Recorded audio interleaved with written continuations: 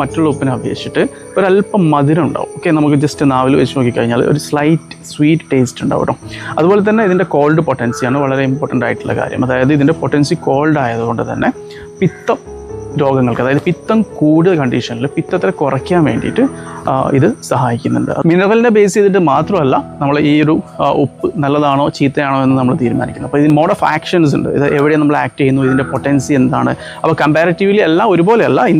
ഈ ഇന്ദുപ്പ് കഴിച്ചു കഴിഞ്ഞാൽ ഇന്ദുപ്പ് ടേസ്റ്റ് ഇമ്പ്രൂവ് ചെയ്യാനും ദഹനം ഇമ്പ്രൂവ് ചെയ്യാനും അതുപോലെ തന്നെ ഗ്യാസ്ട്രിക് റിഫ്ലക്സ്, ആസ്ട്രൈറ്റിസ്, ആസിഡിറ്റി റിഫ്ലക്സ് ഒക്കെ കൺട്രോൾ ചെയ്യാനൊക്കെ ഇന്ദുപ്പ് സഹായിക്കാറുണ്ട്. അത് BP റെഗുലേറ്റ് ചെയ്യാനും അതുപോലെ തന്നെ ഫ്ലൂയിഡ് ബാലൻസ് ചെയ്യാൻ വേണ്ടിയിട്ടും ഇന്ദുപ്പ് സഹായിക്കുന്നുണ്ട്. ഇത് ഇന്ദുപ്പ് നല്ലതാണോ എന്ന് ചോദിച്ചു കഴിഞ്ഞാൽ ഡെയിലി യൂസിന് നമുക്ക് പ്രത്യേകിച്ച് ബുദ്ധിമുട്ടുകളൊന്നും ഇല്ല എന്നുണ്ടെങ്കിൽ അത് ചോയ്സാണ്. കാരണം ഇന്ദുപ്പ് കുറച്ച് എക്സ്പെൻസീവ് ആണ്. പക്ഷേ മെഡിസിനൽ പർപ്പസിൽ അതുപോലെ തന്നെ ഡയറ്റിക് പർപ്പസിലും ഇന്ദുപ്പിന് വളരെയധികം ഇമ്പോർട്ടൻസ് ഉണ്ട്. അപ്പോൾ ആയുർവേദിക് ക്ലാസിക്സിൽ മെഡിസിനൽ പ്രിപ്പറേഷനിൽ ഉപ്പിൻ്റെ സ്ഥാനം